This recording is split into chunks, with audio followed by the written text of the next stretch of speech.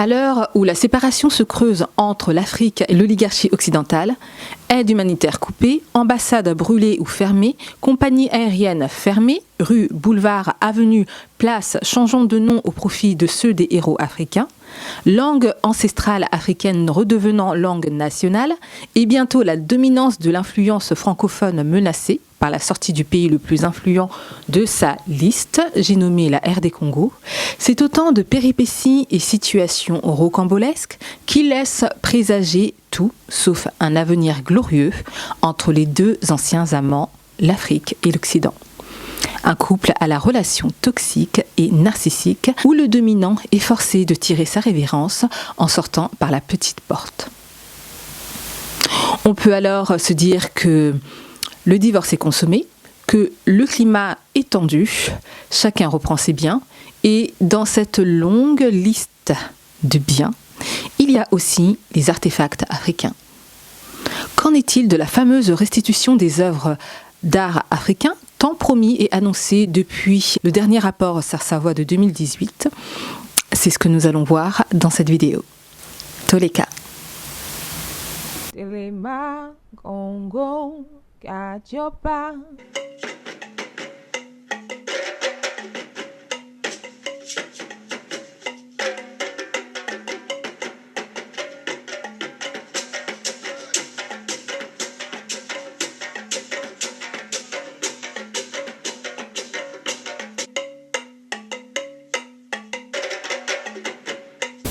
Beauté la famille, je suis Mumba, vous êtes bien sur Ask Art Spirituality Congo Katiopa, une chaîne qui vous parle d'art, spiritualité et tout ce qui touche la culture africaine en général. Je sais que ça fait un petit moment qu'on ne s'est pas vu, je vous reviens pour clôturer cette année et en ouvrir une nouvelle avec plein de bonnes choses en perspective pour vous. Le sujet d'aujourd'hui va concerner le domaine de l'art, la restitution de nos artefacts africains. Un sujet à controverse, polémique, dialogue de sourds, emprunt de mauvaise foi pour les uns et lutte idéologique, question de principe de droit fondamentalement humain pour les autres. Premièrement, il faut poser le décor en comprenant la psychologie occidentale. On peut condamner sans donner de sanctions, on peut sanctionner sans agir ou agir très lentement, on peut créer des droits de l'homme et être contre les génocides, tout en ignorant les cris des peuples les plus en proie aux atrocités les plus innommables. Pire encore, comble de l'hypocrisie, participer indirectement à ces atrocités par son silence assourdissant. Une fois que la compréhension psychologique et comportementale est plantée dans le décor, on peut désormais mieux comprendre le pourquoi, du comment, quant au fait que nos œuvres ne nous sont toujours pas restituées. Et cela ne risque pas d'être le cas d'aussitôt. Mais bon, ça c'est mon humble avis. J'espère avoir tort sur la question. Pourquoi un ton si pessimiste ? Car je ne fais là que relater les faits observés toutes ces dernières années. Et ces dernières traduisent d'une inertie totale. La fameuse annonce d'Emmanuel Macron à Ouagadougou en 2017, c'est à se demander s'il s'agissait d'un simple coup de com' de sa part, ou d'une manœuvre politique, ou que sais-je d'autre. Car au vu de la lenteur avec laquelle se font les choses, ce sont des questionnements légitimes à se poser. Rajoutons à cela le fait que nous sommes dans un contexte politique d'une France-Afrique en pleine régression. À mon humble avis, les deux prétextes que je viens d'avancer sont valables et rien ne semble à ce jour démontrer le contraire. Pour y avoir observé la chronologie des faits, depuis l'annonce du premier chef d'État africain en la personne de Mobutu Sese Seko, alors président de la RD Congo, ancien Zaïre, qui fut d'ailleurs le premier à obtenir gain de cause en obtenant la restitution d'une centaine d'œuvres environ durant son règne. Pour la parenthèse, les œuvres seront ensuite volées et retrouvées bizarrement en Occident après sa mort. Néanmoins, son soulèvement de la question s'est fait entendre, pendant une période où il appelait son peuple au retour à l'authenticité à travers une campagne de communication. Une manière pour l'ancien président de remettre à l'honneur la fierté d'être congolais et africain, mettant au goût du jour sa dignité identitaire en embrassant sa culture et tradition. Cela passant entre autres par la réadoption des noms ancestraux donnés à la naissance. Sa demande de restitution des œuvres ne fut qu'une suite logique de sa première démarche au Congo dans le cadre d'un retour à l'authenticité, mais aussi l'éveil de conscience sur cette question de nos patrimoines éparpillés dans le monde. Son intervention impactera tant bien sur le continent que sur la scène internationale, emmenant le débat au siège de l'ONU, relégué ensuite à l'UNESCO, qui n'est pas sans tâche dans ses chapitres de spoliation, qui donc consacrera le sujet à son secteur culturel. En résumé, dès le lendemain de nos indépendances africaines, le sujet fut mis sur la table avec une forte effervescence dans les années 70, lancée donc par le président Mobutu en tête des réclamations. S'ensuivant des multiples pays africains, notamment les plus pugnaces sur le sujet, comme avec les États du Nigeria, de l'Éthiopie, du Ghana ou du Sénégal, qui sont restés les plus tenaces dans ce combat, avec comme acteur une classe politique aux demandes parfois timides pour ne pas trop froisser l'ancien colonisateur et une diplomatie dormante. Résultat, peu d'efficacité, mais aussi d'autres acteurs intervenant du milieu intellectuel tels que Senghor ou du milieu artistique, avec des cinéastes aidant à maintenir vivante la flamme du débat. Tous ces processus de demande de restitution faite politiquement reçurent une fin de non-recevoir, basée sur un fait juridique. Le Code du patrimoine français estime que ces œuvres font désormais partie du domaine de l'État français. Autre anecdote de ces prétextes juridiques, en 1970, le Nigeria remettra plusieurs demandes de restitution. C'est d'ailleurs l'un des premiers pays africains à avoir mis en place un système juridique de protection du patrimoine. Mais ces demandes n'ont jamais abouti. L'une des raisons invoquées étant que la démarche juridique de 1970 n'a pas d'effet rétroactif pour les spécialistes de la question. Cette clause ainsi que les politiques de collaboration mises en place dans ces années-là sont une façon d'éviter les restitutions, bien sûr.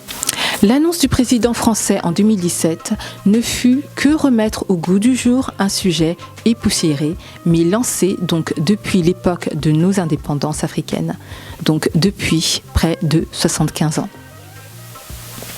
Puis, sporadiquement, après quelques années d'essoufflement, le sujet refera surface avec les différents chefs d'État africains.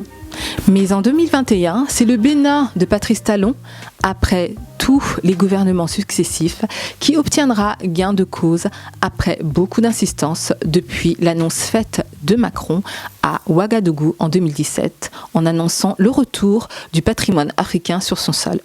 Le Bénin eut la restitution la plus substantielle depuis l'époque de Mobutu. On parle ici de 27 objets d'art déjà récupérés. Depuis, le sujet est resté lettre morte, ou presque. Retour sur les modes d'acquisition de ces œuvres. En ce qui concerne la France, 3 modes d'opération ont été constatés par les spécialistes. Les butins de guerre, dans le cadre de batailles sanglants, par exemple. Cela me rappelle farouchement le Dieu de leur Bible, éternel des armées et sanguinaire, Yahweh Tsabaoth, qui peut être aussi jaloux sous le nom de Yahweh Al-Kanai. Ce dernier qui exige que l'on ramène tous les gains de guerre jusqu'à la tête des adversaires. Eh bien, c'est le même esprit patriarcal qui domine ici. Même procédé. Les missions scientifiques, appelées aussi razzia ou raids, il s'agissait là de dérober ou de prendre sous contrainte de menaces avec armes. En 3, l'achat abusif. Il s'agissait là d'acheter à des prix dérisoires, le rapport de force colon subordonné ne laissant guère le choix au peuple de marchander les biens de façon équitable. Un rapport de domination, vous l'aurez compris. Ou alors contraint de vendre à un prix dérisoire, à cause des conditions de vie laborieuses qui leur ont été imposées. Pourquoi les détiennent-ils toujours encore ? Simple admiration esthétique ? Le profit économique ? Force spirituelle par procuration ? Fantasme spirituel métaphysique ? Gain de guerre pour s'accrocher aux réminiscences d'une époque coloniale conquérante ? Nostalgie d'une époque coloniale, donc oui. Démonstration d'une domination qui passerait par les musées. Pour moi, il y a un petit peu de tout ça dans la salade. Et il y a de quoi se poser la question quand on voit les têtes des rois et reines africains encore détenus dans les caves occidentales et au Vatican. Si ça n'est pas de la nostalgie, ça, je ne sais pas. Dites-moi vous ce que c'est en commentaire. Et quand il n'y a pas de regret, pas de nostalgie, il y a risque de récidive. Et cela prouve donc que le temps n'a pas fait mûrir les esprits. Juridiquement, c'est sur la base du motif de vice de consentement, du fait des guerres, violences, achats abusifs, abus de pouvoir et donc sur ces bases, que les États africains justifient leur démarche et saisissent cette nouvelle opportunité relancée par Macron. Si nous assistons à une telle léthargie sur la question depuis la fameuse annonce de Macron, c'est parce qu'il y a un obstacle juridique à contourner. Son nom, les biens inaliénables. Ce sont les biens faisant partie du domaine public français et ils sont imprescriptibles, c'est-à-dire nous pouvons être rendus.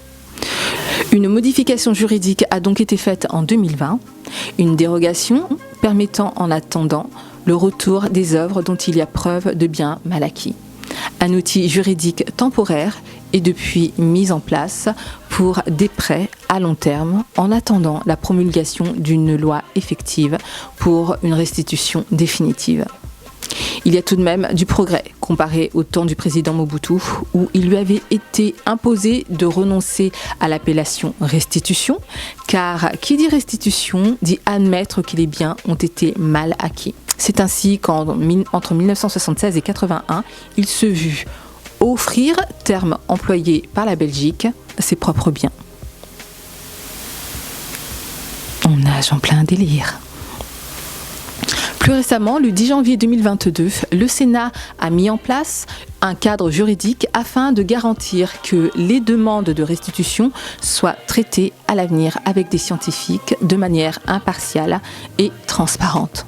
Par son intervention en 2017, qui ordonna le rapport Sarr-Savoy, il faut reconnaître à Emmanuel Macron que son initiative impulsera les autres pays européens à faire plus d'efforts sur la question des restitutions, à l'instar de l'Allemagne, qui signe un accord pour la remise des bronzes, qui restitue la statue Ngonzo du Cameroun, qui restituera le reste du corps de la Sud-Africaine, dont le corps avait été exposé en début du siècle dernier dans un zoo.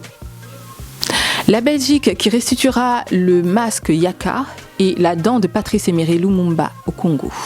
L'Angleterre avec l'université de Cambridge qui remettra au corps le coq en bronze au Nigeria.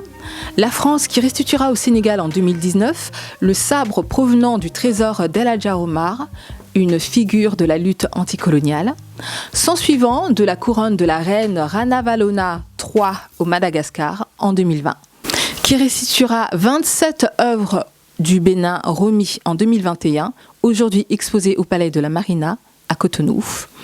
D'autres pays africains ont également soumis leurs demandes qui sont en attente, telles que le Tchad et l'Éthiopie. Le musée du Quai Branly, à lui seul, détiendrait 90 000 œuvres d'Afrique subsaharienne, dont 46 000 auraient été importées en France de façon illicite, contre 40 000 œuvres pour des œuvres camerounaises, pour le cas de l'Allemagne. La France et la Belgique restant tout de même en tête de la liste. Mais les autres pays européens, tout comme l'Amérique, ne sont pas en reste. L'autre terme juridique exact est le vice de consentement. Le rapport Sarr-Savoy, qui porte le nom de ses auteurs, remis à l'Élysée en 2018 après son ordonnancement par Emmanuel Macron, fait état de 90% du patrimoine culturel de l'Afrique subsaharienne étant hors du continent africain, dont 2/3 sont au Quai Branly. En résumé, depuis l'annonce de Macron, seuls 10% des biens mal acquis ont été restitués. Autant dire, une goutte d'eau dans la mer. Mauvaise foi et autres freins de la restitution.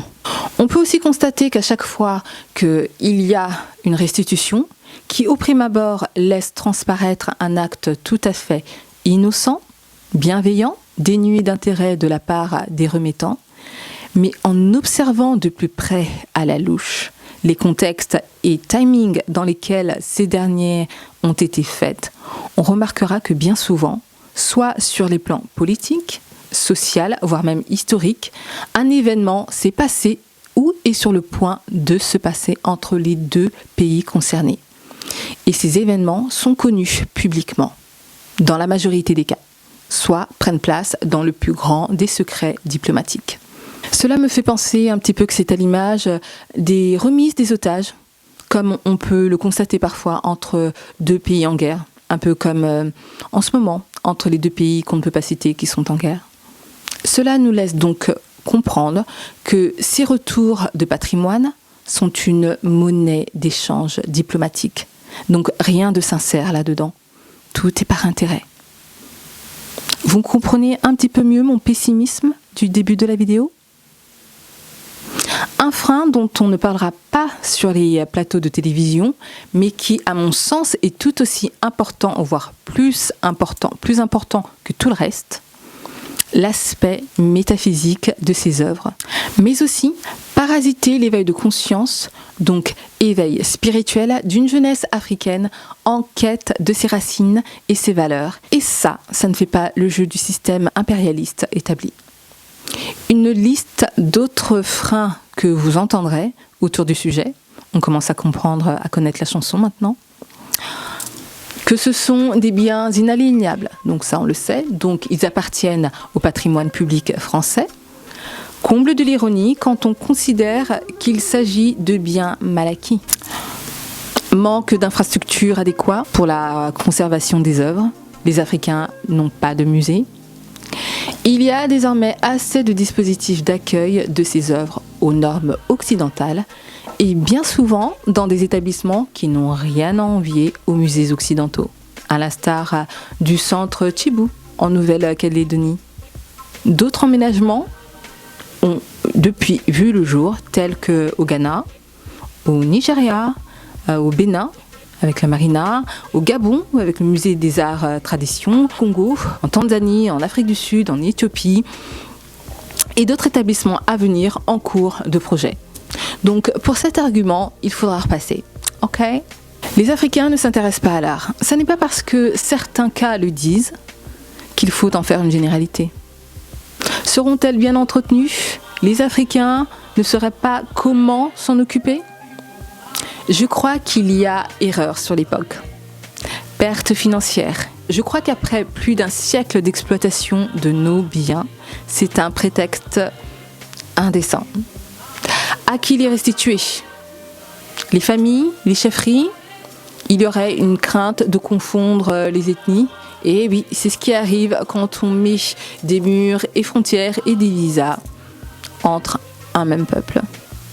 C'est un problème africain. On s'en occupera très bien en interne. La sécurité des biens, car il y a un risque de vol. C'est un risque qui existe partout, comme en Angleterre dernièrement. Donc, sous-entendre que cela ne peut arriver qu'en Afrique est totalement fallacieux. Ici, en Occident, on les protège alors que s'ils sont restitués et donc seulement exposés en Afrique, ils ne seront pas vus du monde entier.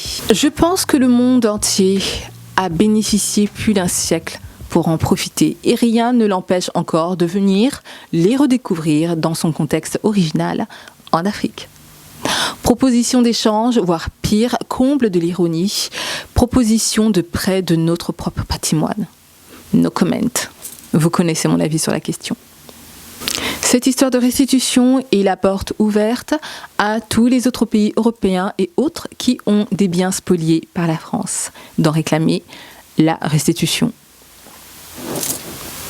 La différence ici, c'est que, contrairement à l'Afrique, ces pays européens n'ont pas 90% de leur patrimoine en dehors de leur sol et que ces pays sont déjà développés et construits.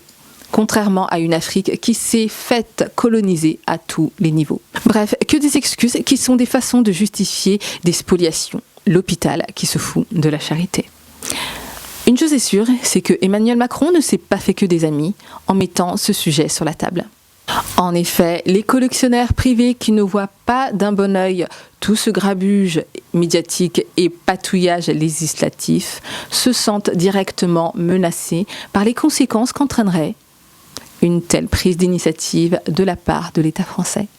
Craignons ainsi que cela ait un impact économique sur les marchés privés dont les collections sont constituées depuis des années. Il qualifie cela de manœuvre politique, sous-entendant, comme je le disais aussi, que cet acte ne serait pas désintéressé de la part du président Macron. Voilà une chose sur laquelle on peut au moins être d'accord.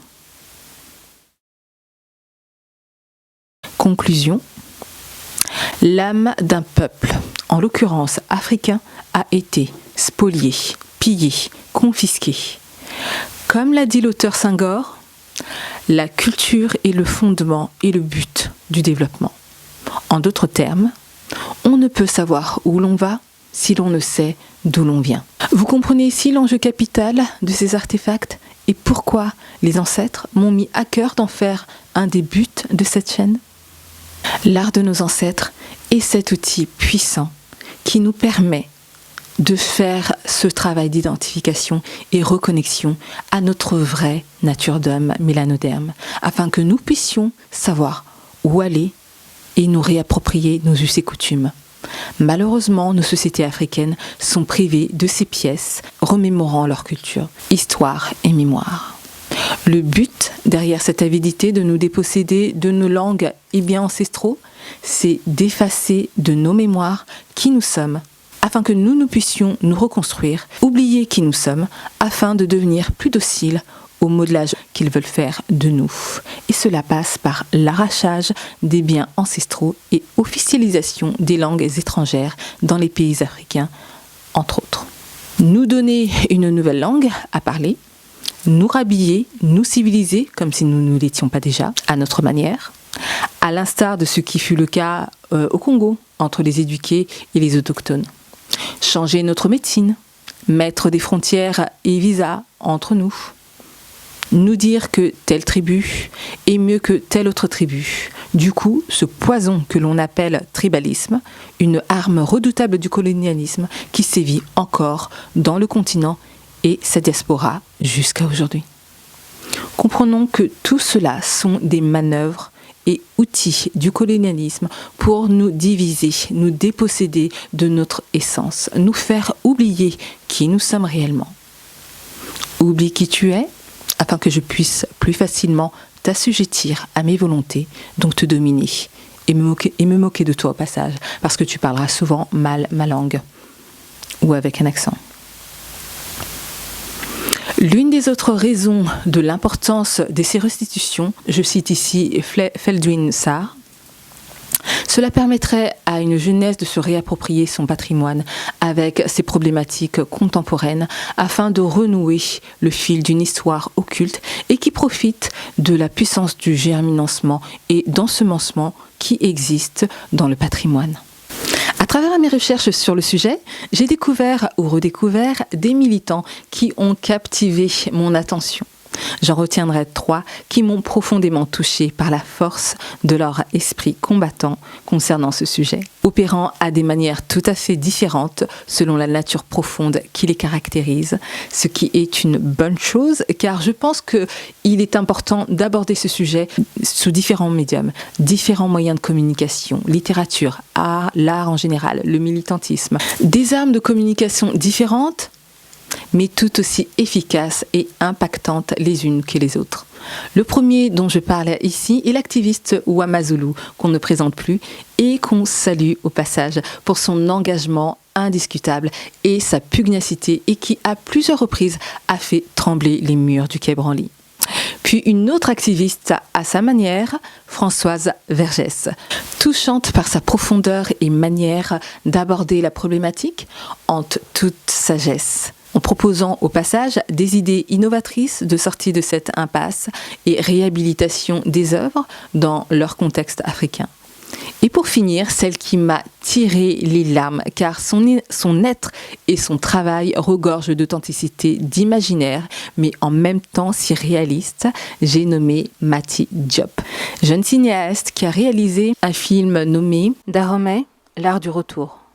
Un film sorti en novembre 2024 qui relate la narration de quelques-unes de ces statuettes qui ont eu la chance d'être sélectionnées pour retourner sur le continent. Dans son film, les statuettes et masques prennent la narration et racontent leur trajet de retour vers leur lieu d'origine, laissant derrière eux des milliers d'autres œuvres marquées dans les musées, galeries et dans les kilomètres de sous-sol froid et lugubre européens. Une réalité qui fait froid dans le dos quand on prend conscience du fait que c'est l'âme de l'Afrique qui est ainsi prise en otage. Le récit du film en lui-même est magnifique. L'entendre, elle et cette jeunesse africaine, en l'occurrence béninoise, à qui elle donne le micro afin qu'ils nous expriment ce qu'ils pensent de cette situation, qui est littéralement une prise en otage du patrimoine bâti par leurs ancêtres, qui leur permettrait de se construire et par ricochet construire l'Afrique. Mati Diop se revendique comme étant une militante passant par des formes empreintes de poésie et à mon sens, c'est tout ce que représente son film. Je la cite. « Il est très important que le cinéma et l'art en général, notamment le médium du cinéma, se saisissent de l'actualité pour ne pas réduire cette question à des sujets d'actualité, mais pour les inscrire dans la matière, les inscrire dans l'histoire. Pour moi, faire ce film, c'était une manière de participer à l'écriture de cette histoire. Et on t'en remercie, cher Mati. » Cette problématique des restitutions est souvent discutée comme en huis clos, c'est-à-dire entre spécialistes de la question, à savoir les chefferies, les universitaires, une élite culturelle, sociale ou politique. Mais grâce à ces activistes que je viens de citer et que l'on remercie pour leur contribution à la cause, par leur travail et acharnement, la boîte aux Pandore est ouverte. Cela permet à ce que le débat descende dans les rues, touche toutes les classes sociales confondues, que cela mène à la réflexion qui ouvrira des débats qui prendront place dans les places publiques pour ensuite faire naître des actions concrètes afin d'apporter un nouveau souffle à cette demande lancinante, une nouvelle pulsion dynamique pour faire bouger les décisionnaires occidentaux. Donc que tout un chacun qui entend cette vidéo soit la continuité de ce débat. Apportons notre modeste contribution en vulgarisant ce sujet par tous les médiums qui sont à notre disposition, car nous savons que le vrai pouvoir vient du peuple, de la rue. N'oublions pas que c'est à travers notre patrimoine que nous pouvons nous reconstruire une identité africaine pour nos enfants, pour nous autres de la diaspora et dans la terre-mère, car même eux sont impactés. Oui, le mal est très profond. Car le travail d'aliénation, culturellement, spirituellement, éducationnellement, socialement, linguistiquement, est bien implanté. Un lavage de cerveau a été fait de façon telle que nous avons besoin de faire un travail de mémoire et ce travail ne sera possible que par la restitution des œuvres de nos ancêtres, entre autres. Cette restitution est une reconnexion à nous-mêmes. Savoir d'où l'on vient pour savoir où l'on va, en tant qu'Africain et Afrodescendant. Pour faire un pied de nez à Sarkozy qui disait ceci. Le drame de l'Afrique, c'est que l'homme africain n'est pas assez entré dans l'histoire. Je reprendrai ce dernier avec un terme que j'ai lu quelque part récemment, qui n'a pas d'histoire, et je rajouterai profonde, envol à celui qui en a. À bon entendeur, salut. Yenge, yenge. On est ensemble, je vous dis à très bientôt. Je vous reviens beaucoup plus rapidement que ces derniers temps. Et il va y avoir du nouveau sur la chaîne. Je vous remercie de rester connectés. À très bientôt. Tolingana, Tosangana. Ingeta.